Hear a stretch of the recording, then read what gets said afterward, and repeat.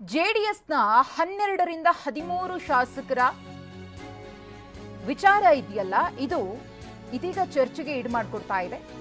ಪಕ್ಷದ ವಿಷಯದಲ್ಲಿ ಅವರೆಲ್ಲರೂ ಕೂಡ ಬೇಸರಗೊಂಡಿದ್ದಾರೆ ಅಂತ ಮೈಸೂರಿನಲ್ಲಿ ಕೇಂದ್ರದ ಮಾಜಿ ಸಚಿವ ಸಿಎಂ ಇಬ್ರಾಹಿಂ ಹೇಳಿದ್ದಾರೆ. ಜಿಟಿ ದೇವೇಗೌಡರಂತೆ ಹಲವು ಶಾಸಕರು ನೋವನ್ನ ನುಂಗಿದ್ದಾರೆ. ನಾನು ಈಗ ಅವರನ್ನೆಲ್ಲ ಒಗ್ಗೂಡಿಸುವ ಕೆಲಸವನ್ನ ಶುರು ಮಾಡಿದ್ದೇನೆ. ಮುಂದೆ ಏನಾಗುತ್ತೆ ಅನ್ನೋದನ್ನ ಕಾದ್ ನೋಡೋಣ ಎಂದಿದ್ದಾರೆ ಇಬ್ರಾಹಿಂ. ಈಗ ಜೆಡಿಎಸ್ನಿಂದ ನೋವು ಉಂಡಿರ್ತಕ್ಕಂಥವ್ರು ಅವರೊಬ್ಬರೇ ಅಲ್ಲ, ಸುಮಾರು ಒಂದು 12-13 ಜನ ಶಾಸಕರು ಮತ್ತು ಅನೇಕ ರಾಜ್ಯ ಮಟ್ಟದ ಜಿಲ್ಲೆಗಳಲ್ಲಿರ್ತಕ್ಕಂಥ ನಾಯಕರುಗಳು ಕೂಡ. ನಾನು ಇವರು ಜೆಡಿಎಸ್ ಕುಮಾರಸ್ವಾಮಿ ಸರಿಯಾಗ್ತಾರೆ ಅನ್ನೋ ಒಂದು ಕಲ್ಪನೆ ಇತ್ತು. ಚನ್ನಪಟ್ಟಣಕ್ಕೆ ನಿಲ್ಲಕ್ಕೆ ಹೋದಾಗಲೇ ಹೇಳಿದೆ,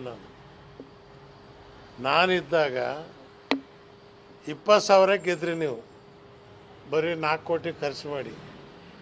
ಈ ಕೇಂದ್ರದ ಮಂತ್ರಿ BJP 150 ಕೋಟಿ ಖರ್ಚು ಮಾಡಿ 25,000ಕ್ಕೆ ಸೋತ್ರಿ.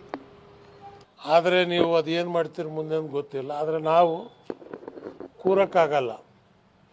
ಈಗ ಅನೇಕ ಜನ ಜನತಾದಳ ಶಾಸಕರು ನನ್ನ ಸಂಪರ್ಕದಲ್ಲಿದ್ದಾರೆ. ಸೊ ಮುಂದೆ ನಾವೊಂದು ಹೆಜ್ಜೆನ ಇಡಲೇಬೇಕಾಗತ್ತೆ. ಈ ಒಂದು